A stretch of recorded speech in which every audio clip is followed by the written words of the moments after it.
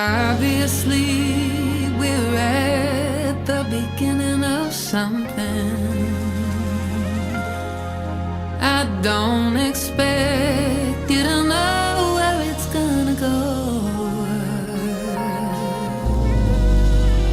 but I believe we might be on to something. And I just thought maybe you should know.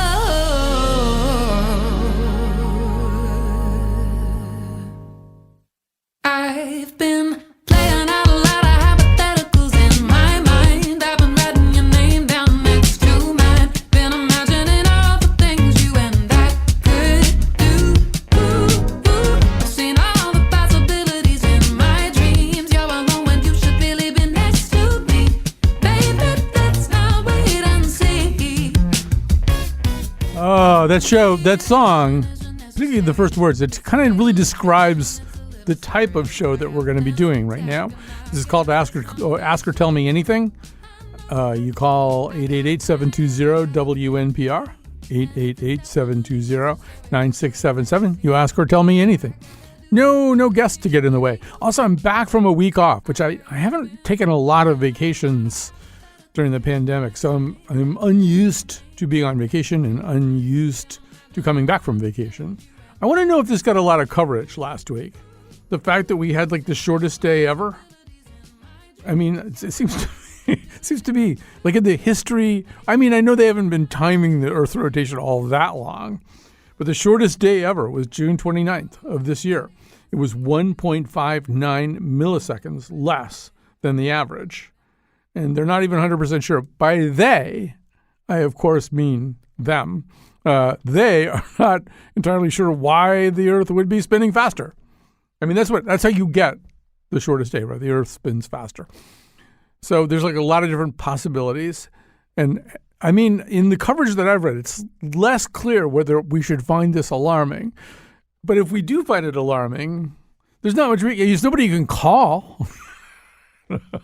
I suppose we could sort of erect huge paddles that would stick out of the sides of the Earth and maybe kind of try to slow things down.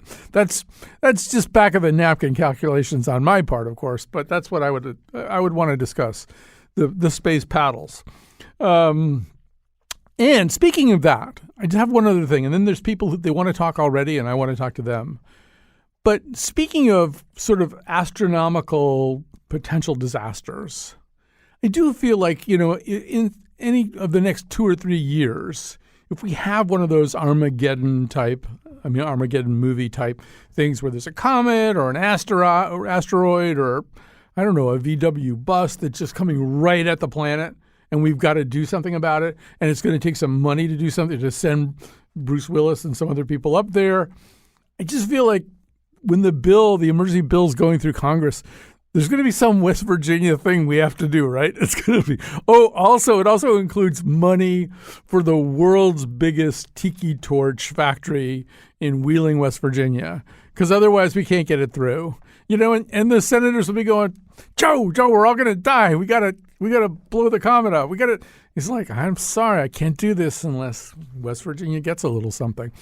And if you're a climate activist, and we have a climate call coming up here on the show, what I would do if I were them, I mean, I know it looks like we're going to get this bill, and that's great. But it's sort of interesting what it took to get this bill. If you're a climate activist or you're the NRDC, you should support incredibly good energy conservation measures, carbon reduction measures that just take place in West Virginia, right? We should have the world's biggest solar panel factory should be in West Virginia, because we could just get a lot of federal money for it, or the world's biggest electric car plant or something. You should just do everything in West Virginia, and so then Manchin will be happy and you can get federal money for it.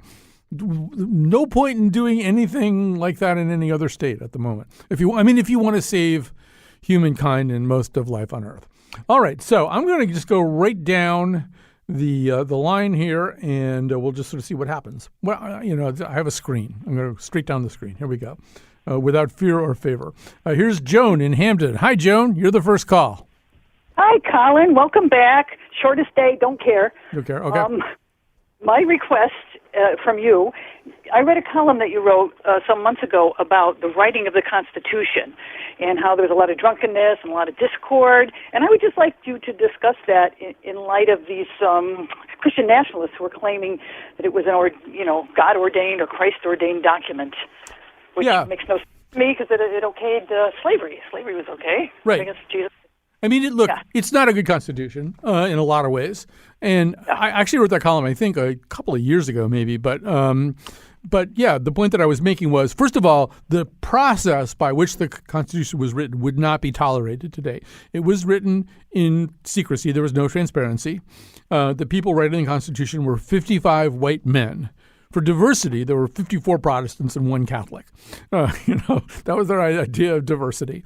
And yeah, there was a fair amount of day drinking going on. That's doesn't usually result in really good products. And we've just been dealing with the aftermath. You have a Second Amendment that is so awkwardly worded as to be open to radically multiple interpretations. And yes, the original sin of slavery is preserved. The denial of rights to Native Americans and women preserved in the Constitution. I mean, the things that have taken amendments, are really kind of basic things that other countries I think are able to do a little bit more easily. And now it's become essentially practically impossible to amend the Constitution. I mean, we can't even get enough consensus to do much less radical things than amend the Constitution. So it's riddled with problems. You can't amend it. Most countries, and I mean, I don't have this information at my fingertips, but most countries have abolished constitutions and written new ones and ratified new ones in the amount of time that we've had this Constitution. This Constitution is kind of like something that a lot of countries probably would put up in the attic by now and get a new one. It is now, I believe, the only constitution in the world, the only foundational government document in the world that even mentions firearms. I think Mexico and Guatemala, in their old constitutions, mentioned firearms. But it's down to us now. It's just not something you typically put in a foundational government document. It would be like if the Magna Carta had like a whole thing about spears. Everybody gets a spear, and that's just the way it is. There are so many things about it that are either odd or malformed, and yet, there's all this reverence that's directed towards it, not just by white nationalists either. Okay. But I know it's not cool to say that, because in a way, it's like, in some ways, I think I was reluctant to say it for many years because it's like our only consensus thing in some ways. I mean, people argue about the flag. Can you burn the flag? Can you do this? And everybody hates the national anthem except the people who love the national anthem. But the Constitution, it does enjoy a certain kind of status. But I think that status is misprojected. I don't know. John Paul Stevens wrote a whole book about this, about how basically the Constitution should be amended a lot more, because that's the other part of it. I mean, when you think about how long this Constitution has existed, and then you take out the Bill of Rights, which are essentially kind of coterminous with the Constitution. Then you take out, for example, I think there's an amendment causing prohibition and an amendment removing prohibition. And then you take the amendments that are essentially the product of the Civil War. You take those out. You really don't have very much. That it really isn't a document that changes enough.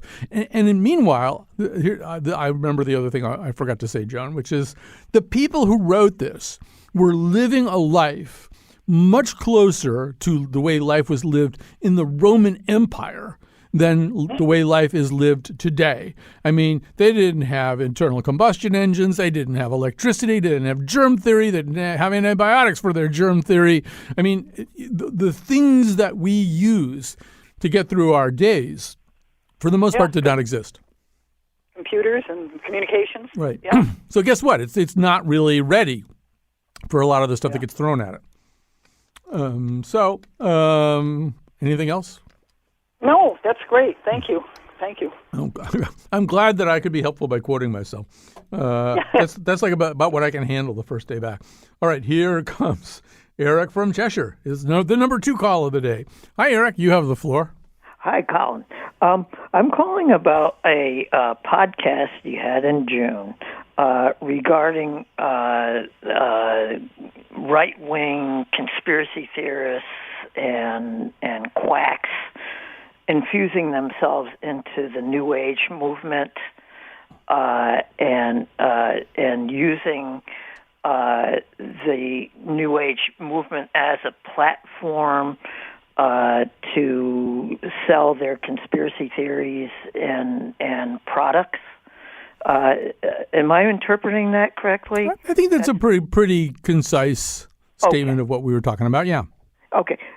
Doing away with the quacks and conspiracy theorists. I'm calling about a portion of that program where you were talking about the New Age gibberish or jargon, like moving or entering into a higher state of consciousness, or grounding ourselves, that we often find in the yoga and mindfulness magazines that are sold on store shelves. And you mentioned there was some discussion about women taking more of a liking to that type of language than men. Do you recall that? Actually, I don't remember that, but I wouldn't be surprised if one of the guests said that. Yeah. Yeah. Well, anyway, I think it's I think it's unfortunate that a lot of these publications have this gibberish in it that most lay people, including myself, can neither understand or relate to. And I think with regards to yoga, the secret of yoga as a form of meditation can be expressed in simple terms, which is that yoga equals focus, concentration, plus controlled breathing. And with regards to the focus concentration, the poses, the purpose of the poses is not really to get our body, contort our bodies into pretzels, but to focus on the physical sensations that we experience while we're in each pose. So that's where the focus concentration comes in, which is a form of meditation, because we're or mindfulness, because we're being conscious of what we're experiencing at the present time. And with regards to controlled breathing, I think 4 or 5 years ago, there was a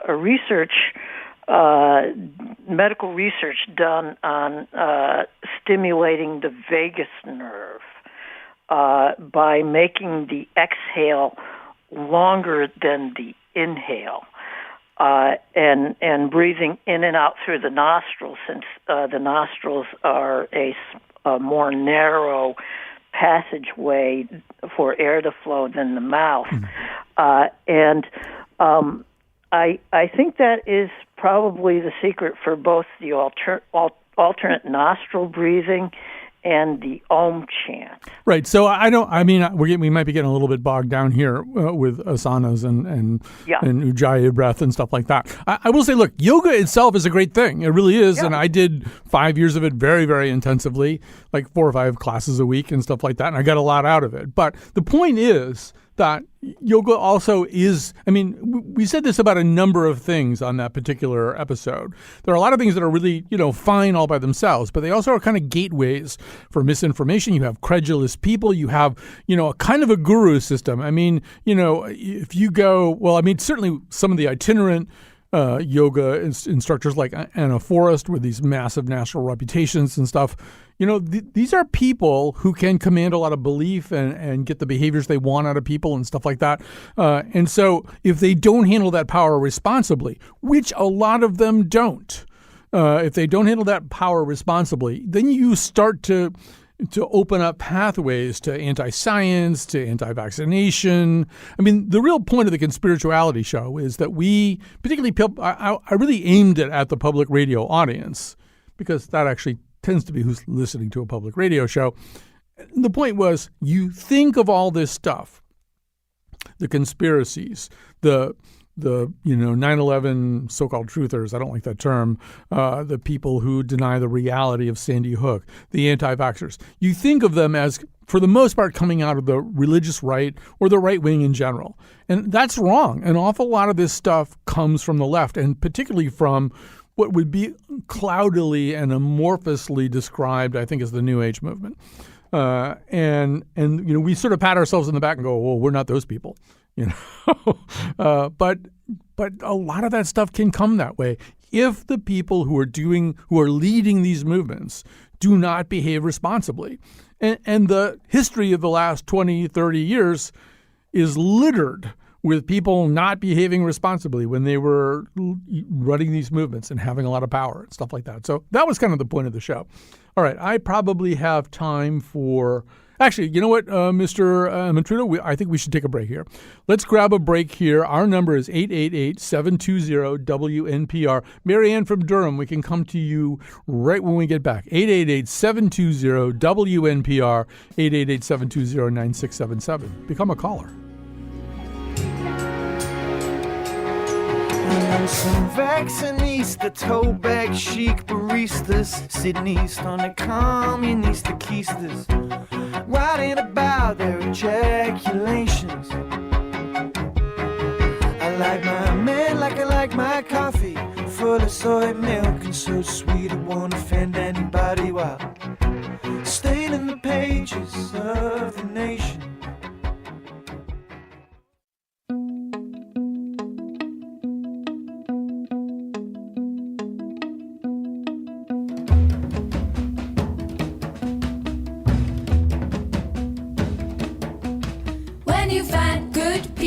A sin for the river. When you find good people, a need for the giver. When you find good people, a wanted the trigger, an epic for the gun.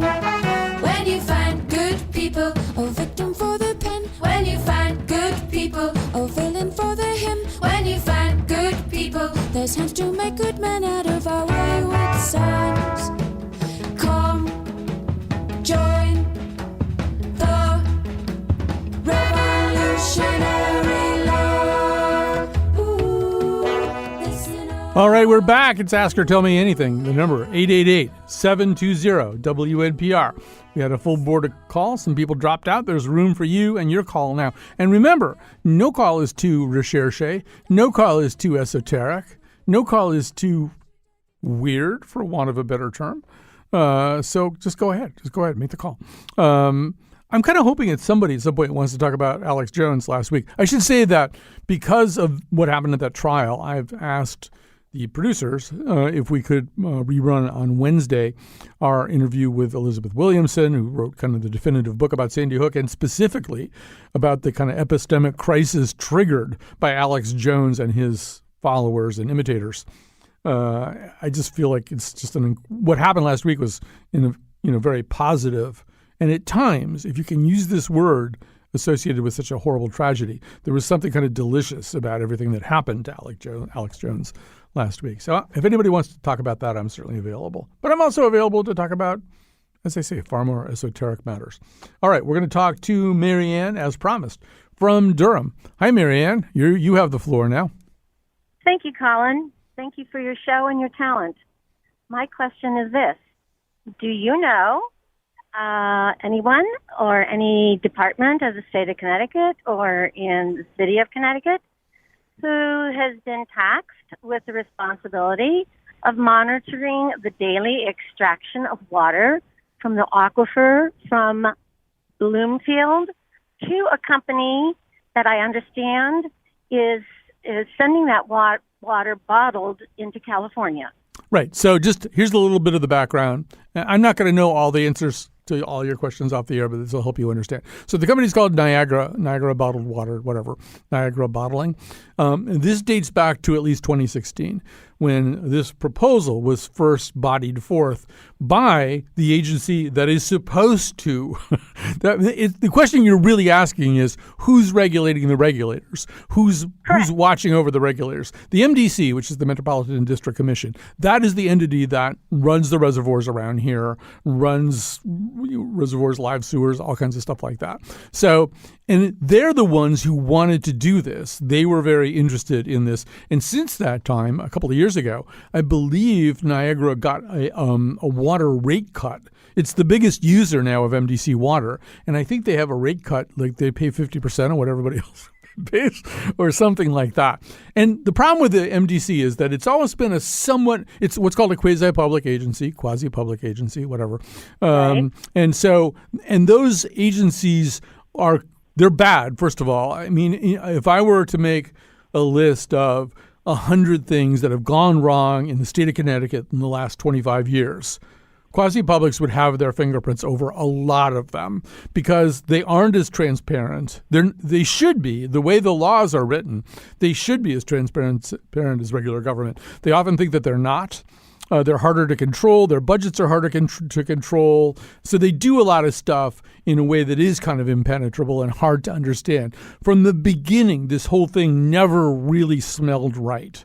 I mean, one of the arguments that they were making was, I went to at least one of the hearings about this. They had too much water. They really needed, here we have a planet that's drying up before our eyes, and you have these people entrusted with this incredibly important mission, and the argument they were making is they have too much water, and they really need to sell some of this water to a bottling company. It never smelled good. It never smelled right. I think it's an under-regulated question. I don't know whether it's possible to put any of that toothpaste back in the tube that it came out of. But it has never sat well with me. And in general, I mean, this was done in the teeth of pretty vehement opposition from elected officials and citizens groups and just regular old citizens like you. And it didn't matter because these quasi-publics are very, very hard to rein in. And the MDC in particular is a very hard entity to rein in. And I don't know how in the world this deal was hatched.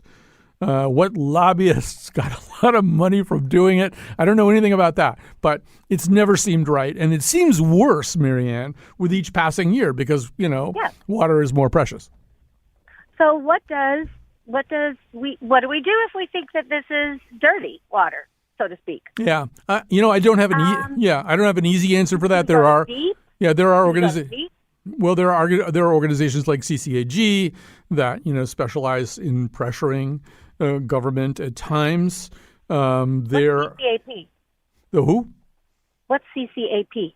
Oh, CCAG, Connecticut Citizens Action Group. So that's like there are organizations like that you could be involved with. I don't know. I mean, probably if you Google search this, you'll find out who's been leading the way, or maybe somebody will call in and say, I'm sure there have been some citizens groups leading the way. On the other hand, even though they led the way, they haven't really made a whole lot of headway. Basically, Niagara's getting exactly what it wants, which is a big fat gulp of our water.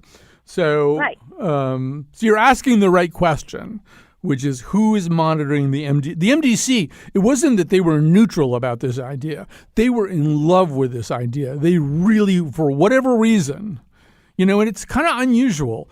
But it's sort of like drilling on public lands and stuff like that goes on in other parts of the country. It's always kind of amazing. These people are supposed to be stewards of resources, and it turns out they can't wait to turn those resources over to some big company. Let it do whatever it wants to do. Yeah, I mean, it might be turning up in Saudi Arabia. Who knows? Right. Well, or at least at their golf tournaments. All right, we have to move along here. We're going to go back to the top of the queue and go back down again. Here is Adrienne in West Hartford. Hi, you have the floor. Hi, Colin. Thank you.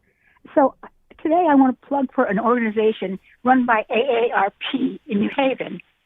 It's national, but in Connecticut it's only in New Haven. It's called Experience Corps, and it hooks up seniors who would like to tutor kids in reading. And I did it this past school year, and I'm with one child, and I'm going to be doing it this coming year for two. It's a wonderful opportunity. It's a very well organized program. and the nicest people in the world. And basically, you sign up to tutor a child in the greater New Haven school system, and this can be done either in person in the school or on Zoom. Mm-hmm. Is what I'm doing because I live in West Hartford. And you tutor this child. He was in grades 1 through 3, and who has been evaluated as to their reading level, and you spend half an hour twice a week, one-on-one with this child with a fairly scripted program, working them through reading at a more fluent level. It's really well organized, and I would think, as a retired senior myself, I wanted some way to contribute, and I thought that, tutoring kids from largely disadvantaged communities would be a great thing to do. It does sound like a great thing to do, and I'm willing to bet, Adrienne, that you learned a lot from the process too. In my experience with tutoring, particularly kids from backgrounds less privileged than the one I grew up in, you just learn so much when you learn about them. You absolutely do, and I'm thinking that your audience might have some people who would like to participate. Could I give an email? Sure. Over there? Is that possible? Why not? Okay, so it would be T as in Thomas Mead, MEAD, at AOASCC.org. Oh, that's a mouthful, but I'm sure if you just Google AARP tutoring program or whatever, you can track this thing down. All right, we're going to move on here. We have Mary Jane in North something. Oh, North Stonington. North Stonington. I could only see there's only room for a certain amount of letters there. So North Stonington, a community beset by mountain lions. Right. But that's not what you're calling it. I think we did have the stray mountain lion that came through. I certainly hope that he didn't get shot, but I don't know. No. But I guess we used to have them in Connecticut a long time ago. I just wanted to shout out to a lovely rock group. They are Motown, but they are understated and stripped down and made for the 21st century. And their name is AKNU. And if you just Google New Brothers, you will see something very interesting and enjoyable. And that's my contribution. And I love the show. Thank you. All right. Thank you. I thought it said here that she wanted to talk about Alex Jones. That's why I went right to her. All right. So, all right. I don't even know what this one's going to be. Here's Jackie in Hamden. Hi, Jackie. You're on the air. Hi, Colin. Sorry it's not about Alex Jones. That's okay. But, okay. I want to know what you think of socially acceptable. It's still socially acceptable to use the phrase, hey, guys, no matter what the gender of the group, even if it's all women, and what we can do to use something else like, hey, folks, or that's the only one I've come up with. But why is it still acceptable with all this other challenges about being gender inclusive? I'm probably guilty of that because I feel like guys, at least in that context, has lost some of its gender specificity, but I don't really know how I could, legitimately make that case because guy is clearly a gendered word. But I feel like when you're talking to a whole bunch of people and you say, hey, if I'm talking to my, one of my classes that I teach and it's, it's young men and young women, I might say, hey guys, we got to do this. And I don't know. I mean, but you might be right. Maybe I need to develop greater sensitivity about it. Hey, folks, doesn't. The thing about hey, guys, is there's something a little bit more of a rallying quality to that, right? Hey, guys, we got to do this right now. Hey, guys, we've only got 30 minutes left in class, so let's focus on the topic right now. Whereas hey, folks. Well, hey, folks, we only got. Yeah, I could make that. It feels like the other way. Feels a little Garrison Keillor-y to me somehow. Well, I think when we first started noticing how, for me, my white privilege was spewing all over the place and I didn't know it, it was a normal thing in a similar way that, hey, guys, has become normalized. You're absolutely right. I think, yep. So I will invoke the Ken Jennings rule. Not the Ken Jennings on Jeopardy, but the my college roommate, Ken Jennings, who is a black American and left-handed. And one time, years and years after we graduated, I asked him a question. Well, it was actually about the fact that there was a college at Yale University named after John C. Calhoun. And I said to Ken, because we were there in the 70s. I said, was this a thing? Did people talk about this? Because it's insane. It's outrageous that there's a college named after John C. Calhoun. But like, I don't remember us talking about that in the 70s. And he said, Colin, being black in America is a lot like being left-handed. And if you're left-handed, you notice certain things. You notice that ladles don't work very well for you, or, doorknobs or scissors or whatever. You just notice all this stuff that's not set up right for left-handed people. Because that's what being black is like. It's just like a lot of stuff white folks don't notice that is set up all wrong. And I think your comment kind of goes into that category too. Like, I don't think there's anything wrong with, hey, guys, but then I'm in this context, a white right-handed person, Good. Well, I hope it raises awareness to be thinking about it. Right. In real life, I'm left-handed, just like Ken Jennings. All right. So I'm looking at all the calls here, and they're all really interesting, actually. I mean, I don't mean to sound surprised that they're all interesting. I don't know. There's one at the top here that says force field analysis. I might have to take that call, right? Do I have to take that call? It seems like that's the kind of call this show is set up for. Like, I'm looking at the call, and I can't imagine what it's about, and I can't imagine what I would have to say about it. But here's Chris from Wethersfield. Hi, Chris. You have the floor. Yes. How are you? I'm all right. I am fine. Okay. Here's my attempt at some solution. Short of a constitutional convention or doing an amendment, we start with just an analysis. It was called field force analysis when I studied it.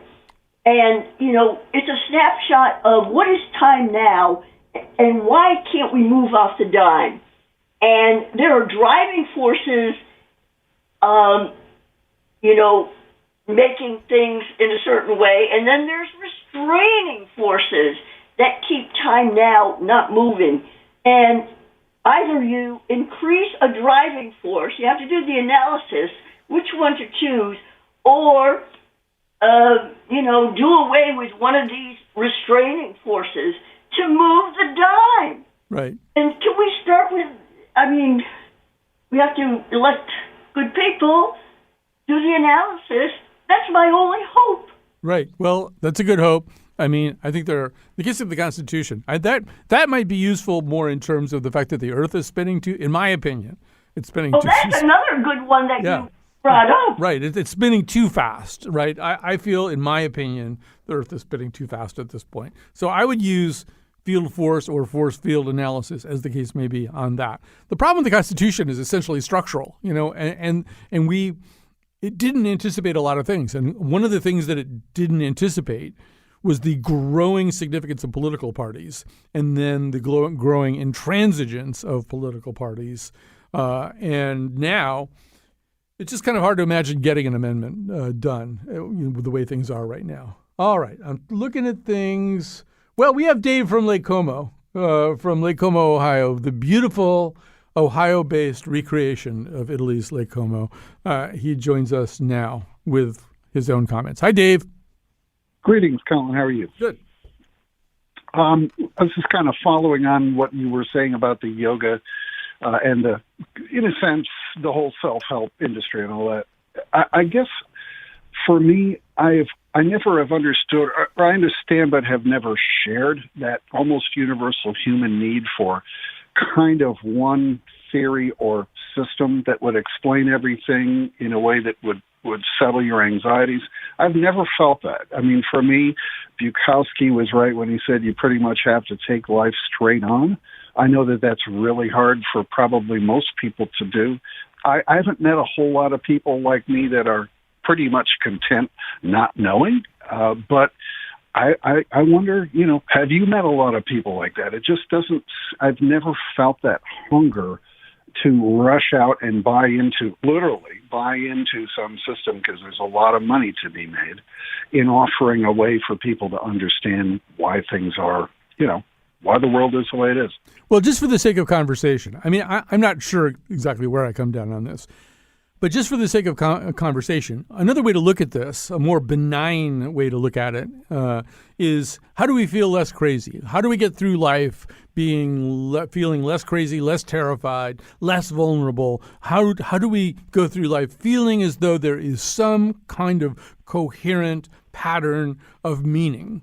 And I think everybody has something. I would guess, knowing you just a little bit, I mean, we have never met or anything like that music may play that role for you, that when you're feeling worried or overwhelmed or cosmically insignificant, you turn to the great music that you care about and you find something there that allows you not to just go into your room and turn the lights off and pull the covers over your head, Yeah. And I think people find all kinds of things like that. And sometimes it's a medication that they wind up taking. And sometimes it's yoga. And sometimes it's great music. And sometimes it's the outdoors. And sometimes it's conventional religion. And sometimes it's unconventional religion. And sometimes it's Rogerian therapy. And sometimes it's, Eric Ericksonian therapy. I think that's the reality. The question is, what do we do with that? And what do the purveyors do with that? Do they handle the tremendous responsibility implicit in the role? If you're the provider of meaning and context, if you're telling people, all right, if you live this way, if you add this thing that I have or that I teach about to your life in a large quantity, your life will be better, or you will at least feel more secure in your spot in the universe. And when some idiot comes on the radio and tries to get you all worried about the fact that the earth is spinning too fast, you'll go, well, I don't care about that because I've got this. And I just think, some of these people are more responsible about their role than other people are. I never buy into any of it, of course. But your comment about music, yes, I do reach for that. However, and I know you have other people calling, but there is a very great crisis, like in big symphonic works after maybe Beethoven or a little bit into the 19th century. It was no longer possible to neatly tie up a tragic or symphony or something that presented great problems, with a suddenly optimistic finale. And that persisted into the 20th century. And there are a lot, the works I like in music have more questions than answers, probably. And I'm never satisfied by neatly tying it up with a happy resolution when there seems no organic reason where that came from. Right. Unfortunately, the ticket buying public, they want answers. They want Mozart. They want some, because they don't want to think the world is flying apart. Nobody wants to feel that. All right, we have to take a quick break. The number is 888-720-WNPR. That's 888-720-9677. You can call about anything.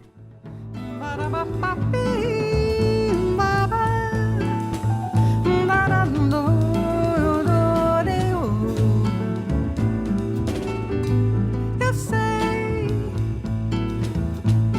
todo mundo quer saúde, todo mundo quer chegar mais além da juventude.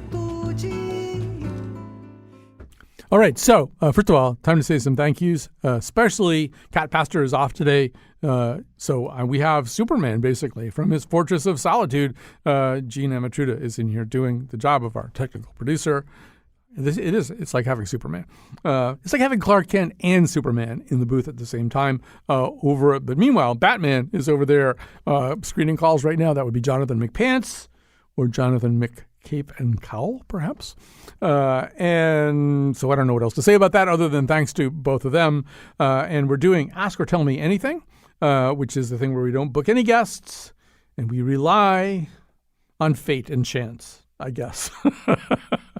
And whatever acumen I may be able to summon up on any given day. All right, so we're going to talk to Levi right now. Levi, make sure your radio's turned down, which it might not be at the moment. And Levi from West Hartford, you have the floor. Hi, Colin. When you were talking earlier about conspiracy theories and about Alex Jones, I think Alex Jones is sort of the easy one to point to.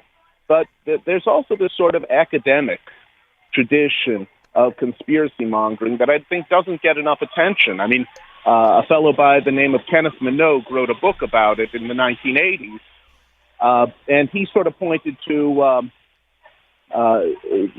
Marx and the Frankfurt School, Adorno, Marcuse, people who would write crazy things about how jazz is conspiring to keep people down by showing that capitalism can create something beautiful, and people today like Nancy MacLean over at Duke, who write about how the economist James Buchanan tried to destroy democracy.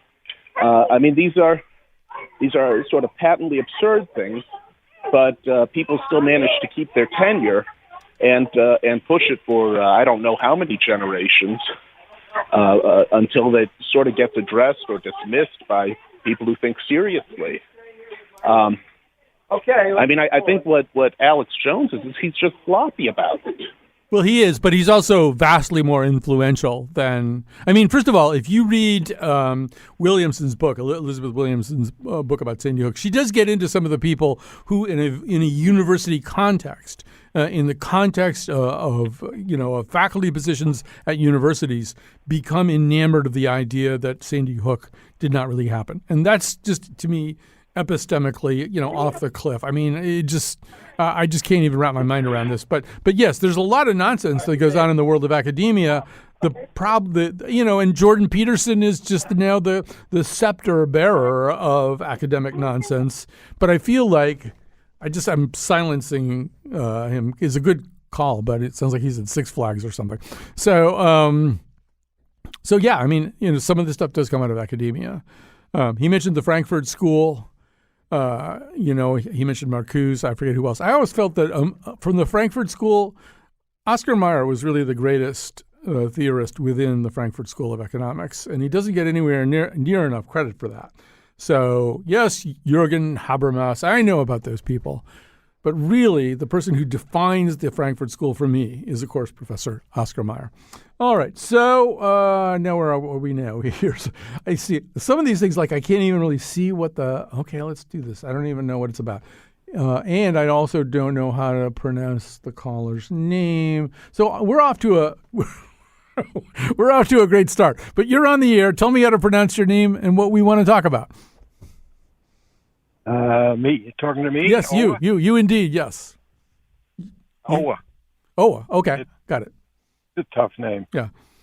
All right. You've covered sort of subject a number of times, and it's amazing how many people in the world are so obsessed with trying to answer the unanswerable question. Like they're not comfortable with the fact that there are unanswerable questions. And, to me, when it's unanswerable, that's an answer. Yeah, it's a little bit of Rilke, live the questions, love the questions. Yeah, but we're wired to create certainty, though, to crave certainty. Yeah, but you can't answer. There's certain questions, like, I just step out and the trees and the grass, everything is beautiful. Never know. They've tried for centuries. Nobody's going to know what this is. It's just cool.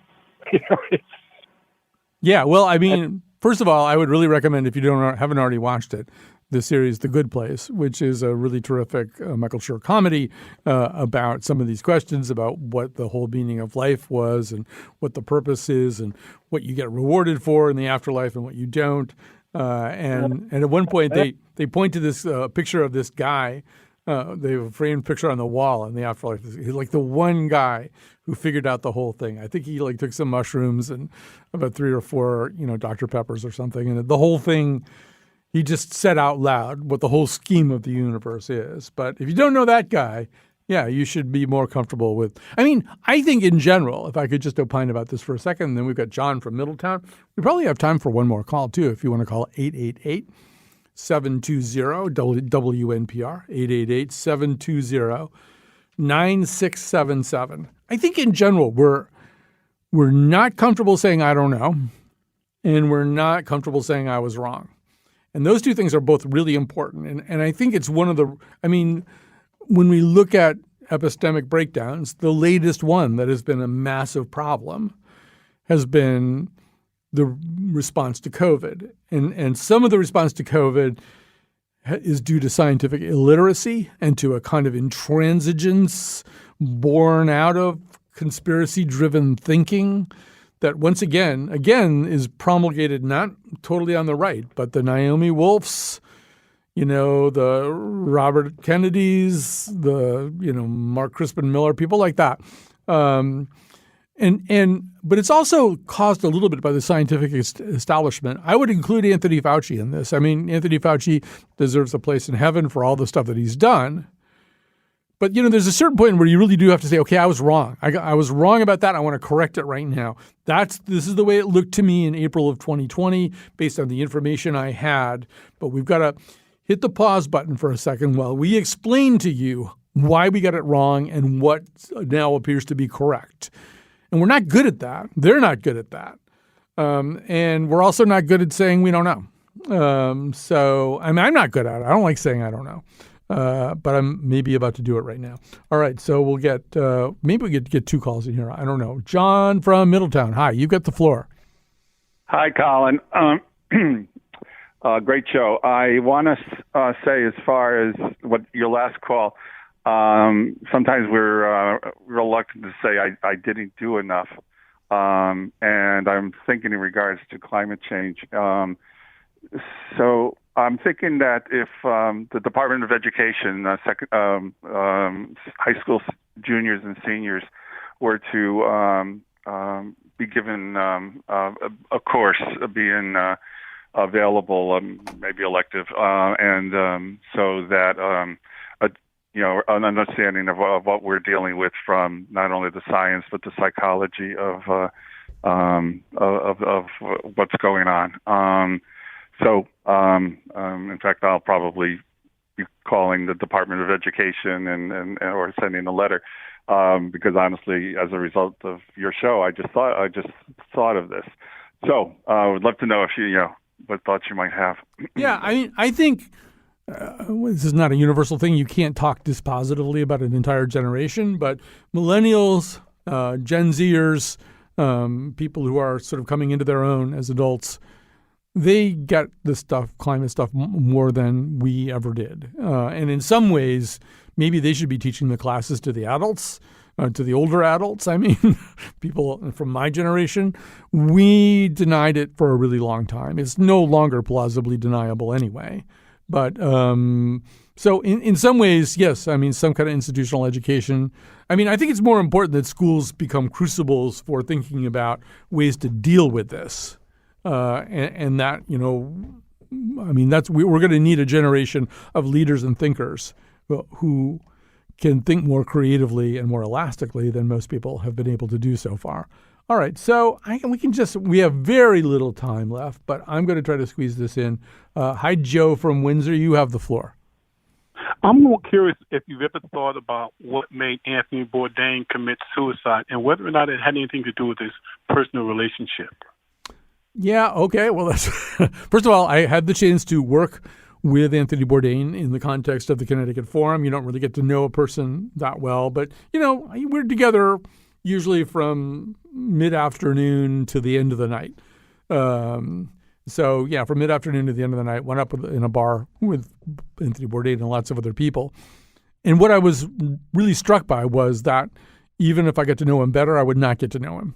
This is not a person. He was, by the way, an impeccable professional. I've rarely worked with somebody that I had so few doubts about or who was not going to cause me any trouble, all that kind of stuff. He just knew how to hit his marks and do the job right and stuff like that. And you so appreciate that in certain contexts. But there's also so much being withheld. There was just an incredible wall. We all have walls. We all wear masks. But he really wore a very, very powerful series of masks and layers of masks and a very high wall. And so I wouldn't dream of trying to speculate why he took his own life or anything else. Anyway, we have to go. Thanks to everybody who listened.